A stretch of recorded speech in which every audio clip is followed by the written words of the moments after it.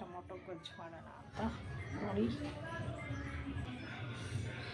ಈರುಳ್ಳಿ ಸಣ್ಣ ಕೊಯ್ದಿದ್ದೀನಿ ಟೊಮೊಟೊ ಗೊಜ್ಜಿಗೆ. 3 ಈರುಳ್ಳಿ ಇದು.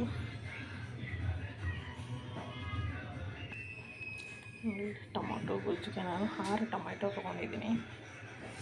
ಯಾಕಂದರೆ ಟೊಮೊಟೊ ಗೊಜ್ಜಿಗೆ ಟೊಮೆಟೊನೂ ಜಾಸ್ತಿ ಹಾಕಬೇಕು, ಅದಕ್ಕೋಸ್ಕರ 6 ಟೊಮೆಟೊ 3 ಈರುಳ್ಳಿ ಹಾಕಿದ್ದೀನಿ.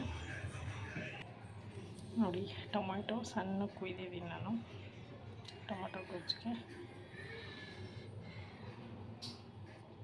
6 ಹಸಿಮೆಣ್ಸಿನ್ಕಾಯಿ ಹಾಕ್ತಾಯಿದ್ದೀನಿ. ನಾನು ಇಲ್ಲಿ ಯಾವುದೇ ಮಸಾಲ ಪುಡಿಗಳು ಹಾಕಲ್ಲ, ಬರೀ ಹಸಿಮೆಣ್ಸಿನ್ಕಾಯಿ ಮಾತ್ರ ಹಾಕ್ತೀನಿ ಖಾರಕ್ಕೆ. ಹಸಿಮೆಣ್ಸಿನ್ಕಾಯಿನ ಉದ್ದ ಕುಯ್ದಿದ್ದೀನಿ. ಕೊತ್ತಂಬರಿ ಸೊಪ್ಪು ಸ್ವಲ್ಪ. ನೋಡಿ, ಈರುಳ್ಳಿ, ಶುಂಠಿ, ಬೆಳ್ಳುಳ್ಳಿ ಪೇಸ್ಟು, ಕರಿಬೇವು ಇದೆ, ಟೊಮ್ಯಾಟೊ, ಹಸಿಮೆಣ್ಸಿನ್ಕಾಯಿ, ಕೊತ್ತಂಬರಿ ಸೊಪ್ಪೆಲ್ಲ ಇದೆ. ಈಗ ಹೇಗೆ ಮಾಡೋದು ನೋಡೋಣ ಬನ್ನಿ. ಬಾಣಲೆ ಇಟ್ಟಿದ್ದೀನಿ ಬಿಸಿ ಆಗಲಿಕ್ಕೆ. ಆಮೇಲೆ ಎಣ್ಣೆ ಹಾಕೋಣ. ನಾನು ಒಂದು 50 ಗ್ರಾಮ್ ಎಣ್ಣೆ ಅಷ್ಟು ಹಾಕಿದ್ದೀನಿ.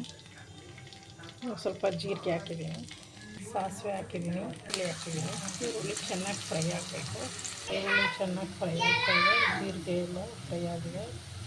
ಟೊಮ್ಯಾಟೊ, ಹಸಿಮೆಣ್ಸಿನ್ಕಾಯಿ, ಕೊತ್ತಂಬರಿ ಸೊಪ್ಪು ಹಾಕಿದ್ದೀನಿ.